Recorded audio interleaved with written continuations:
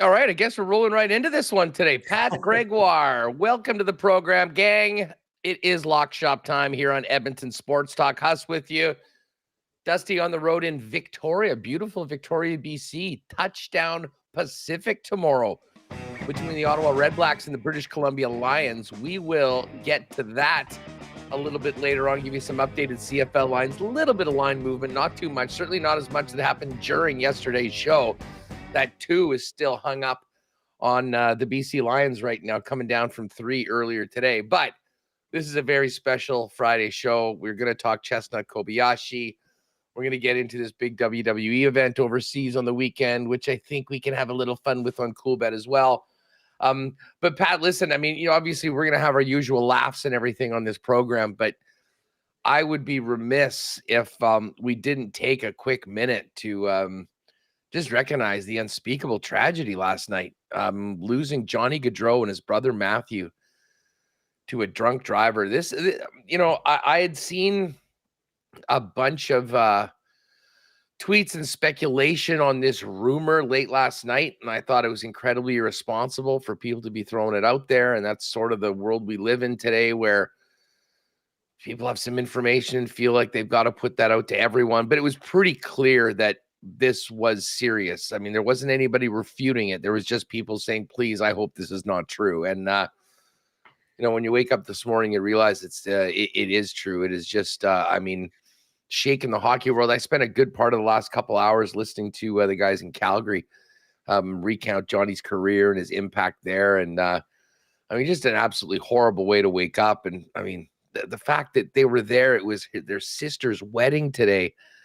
That family's been through a lot, but I figured just, we should recognize that and give, whatever thoughts we can to everybody affected by this, because, obviously the people you're most concerned about is the immediate family, everyone that was there gathering for the wedding. But even listening to, the radio in Calgary this morning, this is a guy that was such a beloved player, obviously left in, less than ideal circumstances, but just such a special guy. And I cannot believe that he's gone in this fashion. Yeah, it was absolutely heartbreaking seeing it last night. And the longer that there was no, message from Johnny or from the Jackets, the NHL, whoever it may be, as long as that kind of went out after the reports, you kind of knew that unfortunately there was a good chance that these reports were in fact true. But going to bed last night, hoping that waking up that it was going to just be a bad report, but seeing that he passed, seeing the fact it was with his brother, like you said, riding bikes, the day before their sister's wedding. Like, it's just, the more and more you read about it, it's heartbreaking and tragic, regardless of it being, Johnny hockey. Like, anytime two young men that young lose their lives, it is absolutely tragic. It's not just an NHLer and a pro hockey player whose lives were lost. It's a father, it's a son, it's a brother. And, obviously heartfelt goes out to the Gaudreau family. In Calgary, he was a huge part of there. You mentioned it. Like, the guy was such a beloved character, not just, in wherever he played, but when you talk in like the inner circles of hockey, like with other pros, Johnny Ham and Cheese, Johnny Hockey, like, was just such a happy, lucky guy. And it's sad to see that this was reality and that we did lose Johnny Gaudreau. But I don't know if you ever needed a reminder, but I think today is another reminder. Anytime, any place, there is no excuse to be hopping inside a vehicle after having some drinks. Take an Uber, take a cab, leave your keys behind, find another way home, because you don't know who you are going to risk. Never mind just risking yourself once you get behind, the wheel after consuming some alcohol. Well, and you know what? Listen, we're heading into the Labor Day weekend, kind of the last blowout of summer. And that is an important message that we need to heed 365 days a year. And listen, there's going to be a lot of people out at at bars and at parties and at barbecues and going to be having a great time. And listen, I mean, first and foremost, you have to take care of yourself, but these are the things that affect everybody. So, if you see someone in your circle that's considering doing that, don't be afraid to say something to prevent it, because, one simple act of reasonable behavior at a time when maybe people aren't being reasonable, can prevent tragedies like this. And, it was just, it's just so sad. It is so shocking. I've read some really interesting things about the relationship between Johnny and Matthew today. I mean, they went to Boston College together. They had an incredible, and I mean, at the time, Johnny, was a 4th-round pick in the NHL. I mean, was this phenom player, could have really gone wherever he wanted. And he basically let his brother pick where they were going to go because he wanted to go together. And, his brother, knowing that Johnny, I think, wanted to go to BC the most, decided to pick that. So, I know today on WST, we'll talk more a little bit about Johnny's hockey legacy. But this is, this is an absolute tragedy. I mean, there's not anything any of us can do right now other than just wish for peace and for healing for the Gaudreau family and everyone affected by this.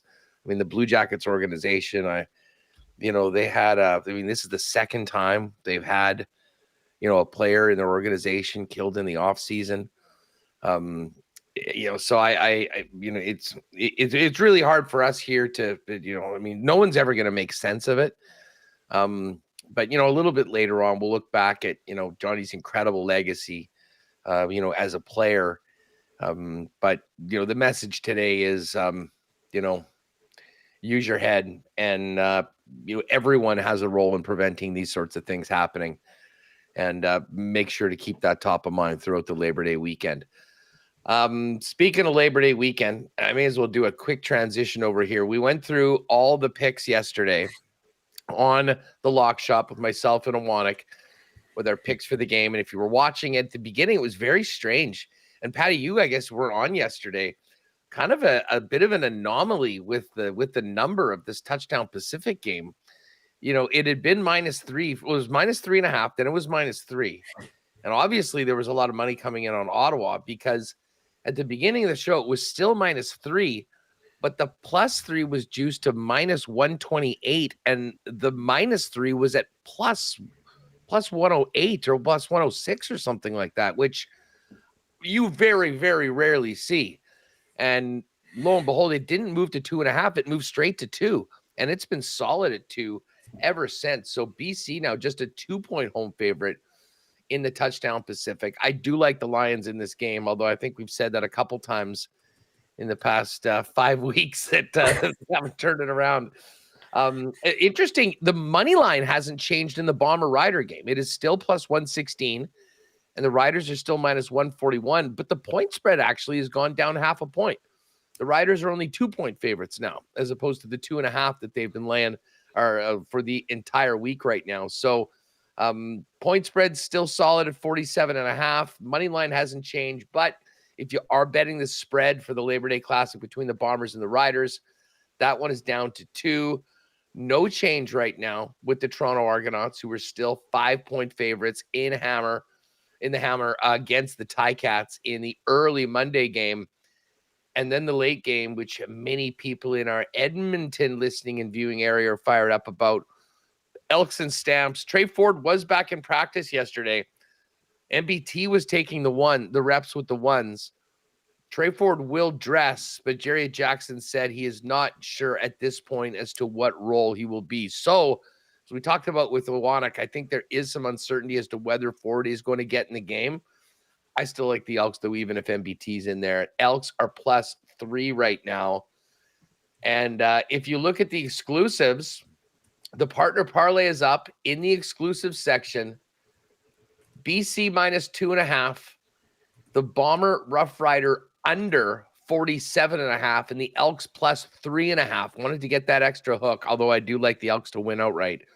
+615 in the Coolbet exclusives right now. Now, Patty, we're going to get to Chestnut Kobayashi. We've got lots to talk about on this topic. Lots. A little WWE as well for a big event. But college football is back. And I don't know if you caught it last night. We had two awesome college games last night. A little prime time. Just down the road from us, the mighty Bison of North Dakota State pushed Colorado to the limit, completing a pass on the 3 or the 4 yard line on the final play, but not having it any other time. They cover the spread, though. They lose 31-26. And then an absolute thriller between Minnesota and North Carolina. By the way, I had no idea that Mac Brown was still coaching. Oh my God. Mac Brown is at NC. And I'm telling you right now, that little guy kicking field goals for North Carolina could probably start for 15 NFL teams right now. Stud, man. Absolute stud. Yeah. A couple great games last night. You are totally right. I think it was a really, really trendy pick. I don't have the numbers in front of me, but a lot of people were fading Coach Prime in that game. And for good reason. North Dakota State, they are a FCS powerhouse, and they have been for a very long time. A dynasty. And since 2011, I saw this. They are now 6-2 straight up and 8-0 against the spread, going up against FBS opponents. That is insane. That goes to show you, obviously, they don't play a lot of the SBS schools, going up. They're an FCS team. They're still Division I, so those who maybe don't follow college football as much. And FCS is still Division I football. It's just not in the football series like the big prime, no pun intended, programs. But for good reason, man. Colorado, they are going to be a really, really fun team to watch this year. Coach Prime has done an unreal job recruiting, getting guys in the portal.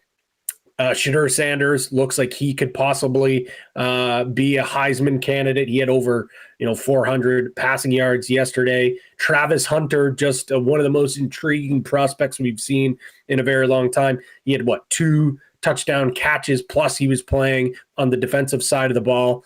I think he's a guy that it would be a dark horse potentially. Is he getting when he gets drafted? Is he getting drafted as a DB or a receiver? And I think he could probably get drafted either, to be honest, Huss. Like, he's that good at both positions. I think first it was more of a defensive player, but from what we've seen, what we saw last night, I think he could play in the NFL as a receiver. I really do. I think he'd probably be more valuable as a receiver, but he's that good on both sides of the ball. I truly, truly believe he could. Right now, Travis Hunter, 40-1 to win the Heisman. I believe that has moved since yesterday. That's actually one of the better prices that I've seen in the market. I saw a couple of tweets that he dropped down to 25-1 at some of the other sports books out there. So if you think the Travis Hunter hype is real, a guy that's playing both sides of the ball, and maybe some of the guys at the top, like the Dylan Gabriels from Oregon, or Carson Beck at Georgia, Quinn Ewers at Texas, if you think maybe those guys aren't going to be quite as good, and it's more of a storyline Heisman with Hunter, I think that's a good bet. The only issue is, as I said, they're going to be a lot of fun to watch because their offense is electric, but they can't stop anything defensively. Outside of Hunter and a couple of linebackers, that defense is putrid. So that's the one concern. Are they going to win enough games where they're going to be able to build that Heisman case for a Hunter? I don't know about it. And this has mostly become, a quarterback award. So that certainly is interesting. Guy going both ways, though. That's what I'm saying. Going both ways is special. And you're right. If there's some guy, if a quarterback goes and has an undefeated season and is just, killing it every week, they'll probably get it. And I think Colorado's going to need to be better than they were last year. They had that great start. There was all that hype, and then they absolutely imploded and finished in 4-8. I'm not sure this team's better than a 500 team this year. I don't know a lot about their schedule or who else that they're playing, but they will. Just in their conference, they'll have some big-time games. But I'll tell you what, if they get to a bowl, if they go 8-4, 9-3, and this guy is getting into the end zone a couple times and then being a dominating player on defense, I don't know how you don't give him a long, considerable look. So it's fun. We'll see what happens with Colorado. But those two guys, I mean, I don't think it's out of the realm of possibility to think both of those guys are top 10, even top 5 picks when we get to the draft next year. And let's be honest, if you saw that game, the way Colorado had that game in hand, and then for whatever reason, Coach Prime elected to continue to throw the ball and stop the clock. I think he is an idiot, but he also wants his son to win a Heisman. So I think he all year long is going to be trying to really, really pad his stats. Shedeur Sanders right now 30-1 to win the Heisman as well. So again, I don't know if Colorado is going to win enough games. You mentioned Mac Brown. Did you know, this is crazy, there are only 3 active coaches right now in college football that have won a national championship because Saban retired and Jim Harbaugh went to the NFL. There is only 3 right now. Kirby Smart with Georgia, who's won twice. Dabo Swinney with Clemson, who's won twice. Oddly enough, those 2 guys are going head-to-head this week.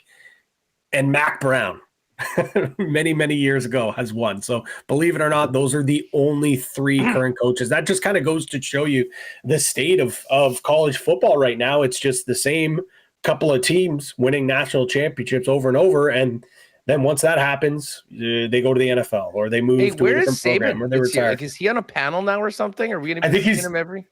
I think he's on ESPN. I don't know if he's on the College Game Day panel. He might be, which will be a hilarious dynamic with like him and then a couple of seats down, Pat McAfee. I was just thinking about how hilarious that would be. And Lee Corso in the middle going, you know. Yeah, I don't think we're going to get Saban putting on any mascot heads with Lee Corso anytime soon. It's great. I love college football. Obviously, you can see the joy that I'm getting just even talking about this. But 2 really good games yesterday, and I think we've got an opportunity for a couple of really good ones. And in that exclusive tab, Huss, we've got a pretty good exclusive teed up. It is a teaser. If you notice those numbers, it's not a straight up parlay. We did tease some of those numbers down, but I think it's still a pretty good overall number. Well, you know what? We can get into that just before we get to the tease. Let's just look at the slate. And obviously, with it being the first full week of NCAA football after week 0 last week, we won't go through all of them. But I mean, Pat, just what are if people haven't been paying any attention and they've got a day off tomorrow and they're going to be channel surfing? I mean, which are some of the top games on the slate, the one that you like the most? And obviously, if you have a lean or 2 on a game, let's chop it up right now on that. Well, I think the biggest game of the week is arguably one of the first games that starts, and that's Clemson, who's ranked number 14 right now, going up against Georgia, who's number 1, who had, it's crazy to say, a disappointing year because they didn't make it to the CFP final. Georgia is a primed, ready team. Carson Beck is their quarterback. I think this is a chip on the shoulder year for them. They lost to Alabama in the SEC, and this is a big year for them. On the flip side, Clemson being ranked 14, a lot of people are pretty high on Clemson to have a bit of a bounce back season from what we've seen in the past couple of years. The only thing that scares me is this is now the era of the transfer portal. Where not only is recruiting important, getting youngsters out there, but to fill the void of some seniors that maybe leave or juniors that go to the NFL, instead of waiting for one of those youngsters to come up the rank and develop, you're getting guys from other programs. You're getting quarterbacks transferred from others. You're getting star players that maybe were on smaller programs getting an opportunity to play at a big program. Dabo Swinney wants nothing to do that. He wants nothing to do with NIL. He is just worried about developing his own. He wants all the money for himself. Exactly. Exactly. He wants all the NIL money. We're not spending this on the kids. Give it to me. Yeah. So that's a concern in a day and age where NIL is important to keep recruits, and the transfer portal with NIL is important to stay strong. there is something to say, though, about cohesion and building a group together. Now, it's been 2 down seasons for them. Is this the year they go up? For me personally, normally, like when it's big program on big program, I would say just take the points. But for me, I just think that this Georgia team is that much better. It's the opener. These number 1 ranked teams, they don't go down and they usually blow teams out. I don't know. The 12 kind of scares me. If it was a 10.5, I'd be for sure laying it with Georgia. That's why I've got them on that teaser. But if I had to go either way, I'd take Georgia. I think Georgia, this is going to be a game where I think first half's going to be close. It's going to be a little bit of a sweat. And then in the second half, the studs, the upper echelon talent that Georgia does have is just going to overwhelm a team like Clemson. Another big game, Huss, that I'm looking at the slate. I'm a huge Notre Dame fan. Everyone knows that. The Fighting Irish poised to have a really good year, ranked number 7. Some people think it's a bit too high. Going to Kyle Field, Texas A&M. Got a new coach, Mike Elko, who actually was at Notre Dame and also was at Duke last year and coached Riley Leonard. Speaking of those transfer portals, well, Duke quarterback Riley Leonard transfers from Duke, goes to Notre Dame, and I think he's going to be a great quarterback, but it's pretty tough for him for his first game at Notre Dame, having not only to go up against a ranked team, a team with a great defensive end, but you're going up against your former coach on a new team. All that being said, I'm never ever going to bet against my Fighting Irish. I also never like betting on my Fighting Irish either. The spread's at 3 right now. I think this comes down to a field goal. Really, I really do. I think if you think Notre Dame can win the game, take the money line. If you think Texas A&M is going to win, the money line is minus 147. Maybe you take the points, but I think this is going to come down to a final kick. The number that I like is under 46.5. I think Notre Dame's going to have a top 5 defense. I think their offense is going to struggle just with that environment and with so many new moving pieces.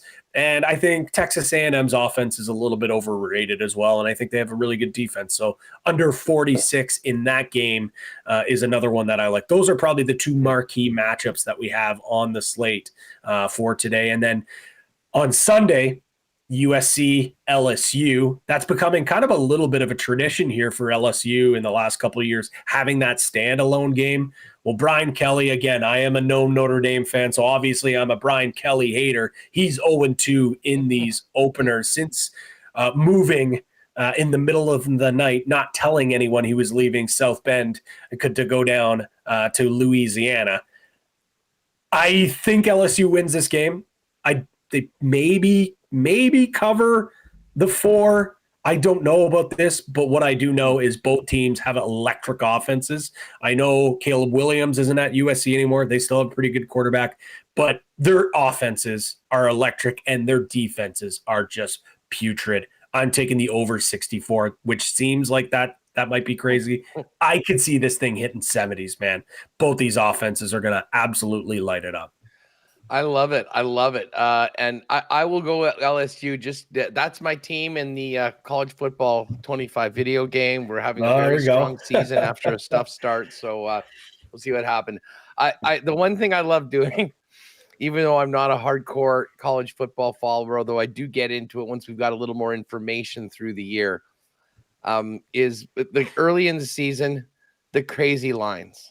It's nuts. Here are my top 3 lines of the week from Coolbet right now.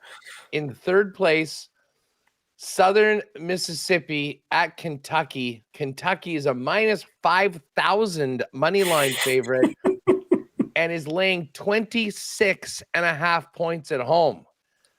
The number 2 line of the week is New Mexico at Arizona. Arizona is a minus 10,000 money line favorite. New Mexico almost 16-1 on the money line. And the point spread is an even 31 points. But that pales in comparison to the line of the week. Money line options not available. It's the Akron Zips at Ohio State. Ohio State laying 48.5 points. Pat, I'm not sure I've ever seen 50 points as a spread, and this is pretty damn close. This might be the biggest line I've ever seen. And I think it's definitely up there. I'll have to look at the history, but I think they cover the 50 What burger disrespect because to the Zips. Hey, I'm a big Mac guy. Love Maction football, but Ohio State, they're going to come with their hair on fire after their ultimate rival, Michigan, goes out, not only beats them in the big game, but goes on to win the national championship. A little bit of a disappointing season for them, although I thought they still had a pretty strong season, but I mean, when you don't win the big game and you don't get to the college football playoff, when you're at Ohio State, that is the two things that only really matter. Everything else on their schedule doesn't matter. Beat Michigan and go to the national championship, or at least the Final Four. That's the other thing too. We haven't even talked to us, which is awesome. I think is that we got the true college football playoff now. 12 teams. We got the bracket. It's going to be more and more fun. The only thing that does kind of suck as a purist, when your team loses one game, you're like, oh crap, like we might be done. When you lose two games, unless you're like an SEC team and you win the SEC as a 2-loss team, maybe you get the 4th seed. But it feels like you really only have 2 games that you can drop on your schedule, or you have no chance to make the playoffs. Yeah. I think this year maybe 3 wins, but if you have 2 losses, like you're probably still okay. Like a 2-loss Penn State team, a 2-loss Ohio State team, a 2-loss Michigan team, Notre Dame. They can't make the top 4 because they're not in a conference. That's a conversation for another day. But a loss on their schedule, maybe 2 losses, they probably still find a way in that top 12. And then one of my favorite things about this as well is outside of the Big 4 conferences, the group of 5. Those smaller conferences, at least the highest ranked team of them are going to get an opportunity. So we might see a Liberty in there. We might see one of these other programs that go undefeated.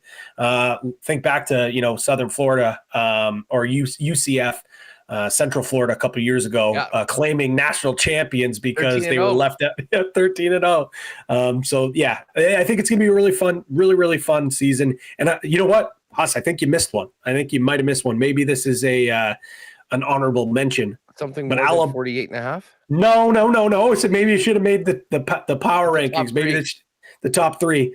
Alabama going up against Western Kentucky, laying 32 points in their first game since, gosh, I don't even know how long. The early 2000s must have been, without Nick Saban. They're laying 32 points against UK. We got to go all the way back to when Nick Saban was quitting on the Dolphins to go to there. Hey, just on your point about the playoffs, if you do have a team that you like to follow, the futures are up for make the playoffs. So again, if you think your team can get into that top 12, which is going to be the goal of pretty much every team to have a seat at the table, I should say. The playoff yes and no options are up for most of the top teams right now in the futures section over at Coolbet. All right, let's get to the main event. I don't want to wait any longer to get to this because we really do have to dive into this. Labor Day Monday, Chestnut versus Kobayashi, 2 p.m. on Netflix. Now we've been talking about these lines all week long, and it's like, okay, Joey Chestnut. Oh wow. And then the Chestnut line has moved, by the way. It's been 62.5 hot dogs and buns all week.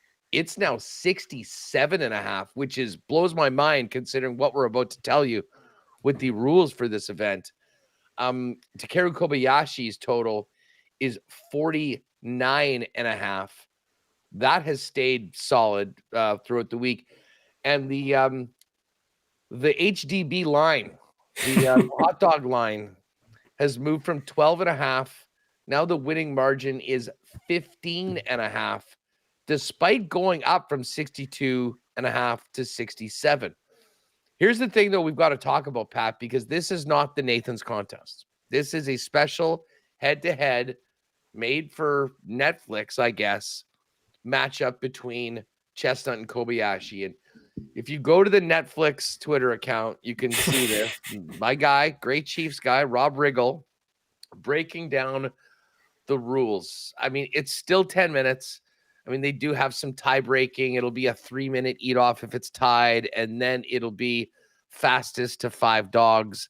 I mean, that's neat. I don't think we'll need that. But listen, there's the old dog off.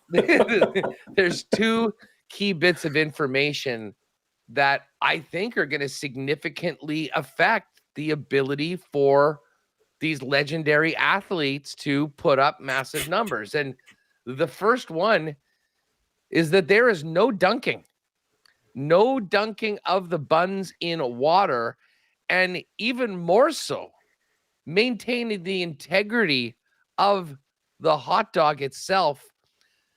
No separation of the dogs and buns. The dogs will be eaten inside the buns. And Pat, listen, guys like us that have been watching the Nathan's contest for 15, 20 years realize that the innovations in the eating techniques of the likes of Kobayashi and Chestnut really did sort of change the game. And these guys are trying to jam as many glizzies down the hatch as possible in 10 minutes. They've gone to different techniques, and it was separating the buns. The guys can just, crush the dogs down really quickly, and then utilizing the water, get the buns down faster. And, that was a technique that many have imitated. And needless to say, it's been used by championship eaters in the Nathan's contest for over 10 years. I am fascinated to see this and how it looks like with the guys needing to eat the hot dogs in the buns. I have to think that this is going to significantly hamper the ability for Joey Chestnut and Takeru Kobayashi to go over these numbers. I mean, to me, these odds are set. Now, again, I saw that it was a little bit lower. Chestnut, I mean, can do 50 in his sleep. And I mean, I can't remember what the number was where he did at on the 4th of July, where he did that bit over at the military base in only 5 minutes. But he smashed that number and I think got over 50. But again, we're talking about a very different style of eating. And again, we don't know how the buns are. But I mean, listen, the bun to dog ratio, I think, is going to be as you would expect. It will be a full dog, it will be a full bun, and eating them like that, like even eating 2. This is good. Geez, I don't want to get clip that. Here. That even eating 2 at a time, there's only so much capacity if you're putting in the bun that hasn't been kind of mushed down by the water.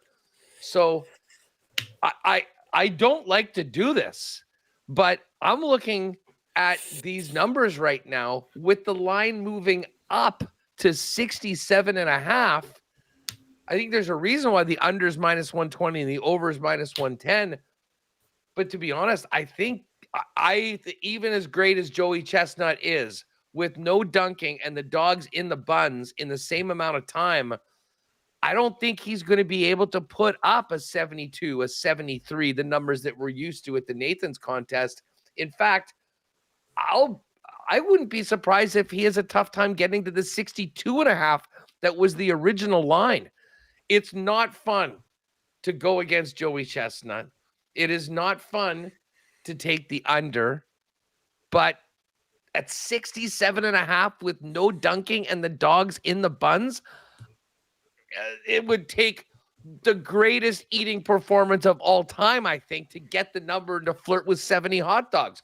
Maybe though Kobayashi can bring it out of Joey Jaws. I don't know. What do you make of the fact that this is a very different contest, and I think going to be significantly more difficult for these eaters? Well, first and foremost, that was like watching Picasso paint there. You waxing poetically about Major League eating. Bravo. There is no one else on the planet that can do it quite like us. I agree, though. I think this is tough. With that being said, I can't bring myself to betting against the GOAT. I can't bring myself to cheering for less hot dogs and buns to be eaten. I can't do it. I honestly can't do it. And Much like we talked about Nick Saban in college football. Well, you don't make money betting against Nick Saban. Well, you don't make money betting against Joey Chestnut either. I think where maybe we can get some value, and I do think betting earlier in the week probably was your best bet, getting that 62 line, even though I think with some dry buns here, slower buns, it's going to be tougher for Jaws to hit that number. Where I'm looking at possibly, because you mentioned it's the rivalry. Maybe he doesn't get to where he thinks it is, but Kobayashi, it's his arch nemesis. It's his rival. Mm-hmm. He wants to prove who the GOAT is. Joey Chestnut wants to do that. I'm looking at, and I don't know what we call it here, the dog line, the bun line. The winning margin right now is sitting at 15.5 dogs. That's a lot, but we're talking about a guy who's in his prime, a guy that's been doing this for many years against a guy that we haven't seen in this contest and a type of concepts like this. He's coming out of retirement. He said he wasn't hungry anymore. He wasn't hungry anymore. I'll tell you, Jaws is still hungry. 15.5 hot dogs and buns. I think he can beat him by that. So that's where I think I'm going to lay my juice. I'm going to go with the -115, which I think is great. I'm going to go the margin of victory to be over 15.5, and maybe we fade Kobayashi. Maybe we take the under 49.5. If we think Chestnut might have a hard time hitting 60, there's no way he's hitting 50 glizzies. I'm sorry. It's just not happening. I honestly, I think I might run the table with under bets in this, knowing these rules right now. Kobayashi under 49.5, Joey Chestnut under 67.5, and under 117.5 total hot dogs eaten. If any of the, and to be honest, I'm sort of with you. I think Kobe is going to be like he hit 50. He hit 50, I want to say in 2011, I think. And well, no, Joey was still winning at that point. No, I mean, it was probably more like 07 or 08. And listen, it was an incredible feat. Since then, he's still been around, but because of the contractual stalemate with MLE, he wasn't able to do the hot dog contest. He would do his own thing, but again, he wasn't going up against the best in the game. I mean, it was sort of like him against himself, and he would show these incredible feats of eating. And then he would be done. Like, I'm sure he will look to put his best foot forward in what's probably the final major eating event of his career. But it's like, you can be really good, but you can be out of the game for a while, and to come back in, you don't just step in with the heavyweight champ, 4 or 5 years out of retirement. Now, I know he's only been technically retired for a little bit, but I mean, he has not been in the circles of greatness like with Joey Chestnut in the past. So I give him no chance to beat Joey. Like, Joey will just simply not allow himself to lose. I mean, if Kobayashi somehow ate 65, Chestnut's going to find a way to eat 66. Could he keep it close? I'm sort of with you. I think Joey kind of runs. To me, this is a mismatch. And what's interesting is going to be whether they can hit the totals and the total number of dogs eaten. And really, the intrigue is going to be in the rules of the fact that it's going to be a very, very different way. Just the timing of the amount of digestion that you're going to need, bringing down these hot dogs in a very different way than they're normally going down. That has to affect their efficiency. And I mean, I think it might affect Kobayashi even more than it will affect Joey, considering, the training, what he can do with his jaw. But the bottom line is, if you're having a dry hot dog, you realize that there's either going to be times where you're going to need to be drinking and putting in, like, you just can't combine it all, which has been part of the key to these incredible record-setting numbers that have been put up over the course of the last decade, starting with Kobayashi, but then Joey Chestnut kind of carrying the mail for the better part of the last 15 years. Don't even think about 12-1 on Kobayashi to win this. That would make the Miracle on Ice look like a chalky pick. And again, the other thing to consider, I guess, is the winning margin of dogs. Like, I think Kobayashi's going to have a really tough time, probably even getting in and around like into the low 40s. That's why I like that Considering it. 15. I like the over 15 and a half, the dog line. I think we roll with that. That's my favorite bet. I do like under 49 and a half on Kobayashi as well. I just can't bring myself to betting against Jaws here. So that's probably where I'm going to lie. I know you said it's going to be an underfest for you, but I think we got to build some sort of ride with Huss, whether it's one of your favorite props from Unfinished Beef, maybe a Bombers win, or maybe it's an odd from Bash in Berlin. But we need a ride with Huss. It's a big weekend. It's Labor Day weekend. The fact that the Labor Day Classic, you're on the Huss bus heading to Saskatchewan, lining up with this event, like we would not be doing ourselves justice and service. I have a question for you, because I will admit I'm not a Netflix. I watch so much sports. I don't have Netflix. Can you get Netflix on your phone if you're a subscriber? Yeah, there's an app. You can definitely, you can watch Netflix on. Perfect. Well, somebody on that bus is going to be firing up Netflix at 2 p.m. on the way home from Regina. Oh, yes. The most exciting bus ride home of all time. Well, quickly, let's get to this. Let's get to the WWE in the weekend, because it's tough lines, man. Really tough lines. Well, that's the thing. And you know what? The premium live events, if you will, are tough. Like, I'm surprised that CM Punk is, because CM Punk is fighting Drew McIntyre. They've had this great feud. I mean, it's overseas, but Drew McIntyre is a Scottish guy, so I mean, it's not like it's a home thing. I mean, I'm not a Punk guy, so I would love to see Drew smash him. But man, at minus 625 and plus 355, and I believe this is like a strap match, if I'm not mistaken. It is. Yes, so, the old school strap match. The minute you get that sort of thing in, he'll get tied up or something like that. And, so CM Punk's probably the one, the most interesting number and the most reasonable number of it all is Damian Priest and Rhea Ripley going up against Dominic Mysterio and Liv Morgan. Minus 175 for Priest and Ripley. Dom and Liv plus 125. There is obviously the potential that, the Judgment Day guys could come in and somehow manage to cheat their way to a victory for Liv and Dom. I don't know whether that would really changing. That would just kick the can down the road. Where they are going to get to is eventually Rhea and Liv for the women's championship. So Liv's going to still have the title beyond this. I think Priest and Rhea Ripley win this match. I like the minus 175. And to be honest, we were talking about how some of the odds are just so wild. I'm surprised that this isn't more along the lines of a 250 or a minus 300. So I think we actually get some half decent value. So maybe we'll roll with that one for our little ride with Huss. Kevin Owens is going up against Cody Rhodes for the WWE Championship, the Undisputed. Love Kevin Owens, but it's not happening. Cody's going to be the guy for the while. Here's another really interesting one. The Women's Tag Team Championship. The Unholy Union against Bianca Belair and Jade Cargill. And this one's close. It's 102 for the champs and minus 133 for Bianca Belair and Jade. I can only see, Bianca Belair and Jade are so much bigger than these other two. I wasn't even familiar with them actually when they shockingly won was it Mania or SummerSlam, whatever it was?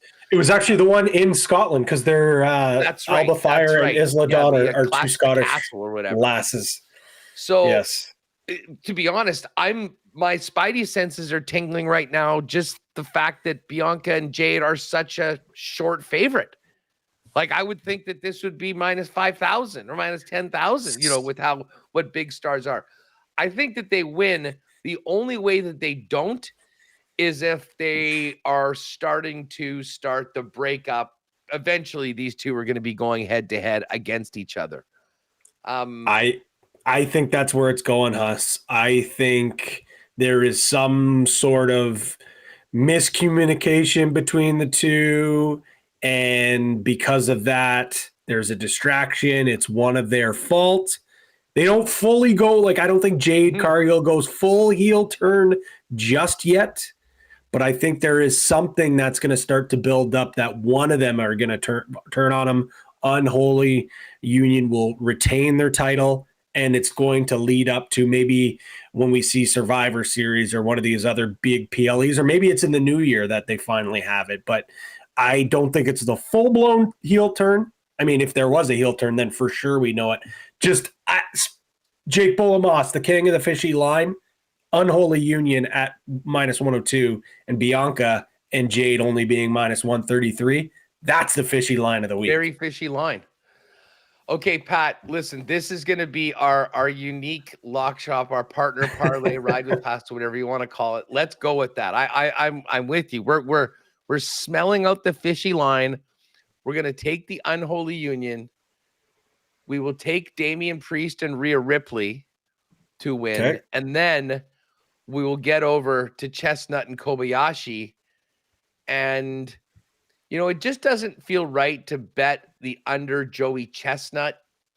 So let's just take the total dogs eaten 117.5. Because listen, even if Joey got to his number and actually hit the over, if Kobayashi misses by a few, then we still hit the under. So I think the total, you good with that? The under 117.5 hot dogs eaten overall. So we got the -120 on that. Let's just see what it would be. So listen, if you put it in -102, -175, and -120 comes to +471. So we're probably going to be in and around 5-1 on this sucker once we get it put up. But yes, the Unholy Union. So we're going for the tag team champions to hold, and some controversy to start between Bianca Belair and Jade Cargill.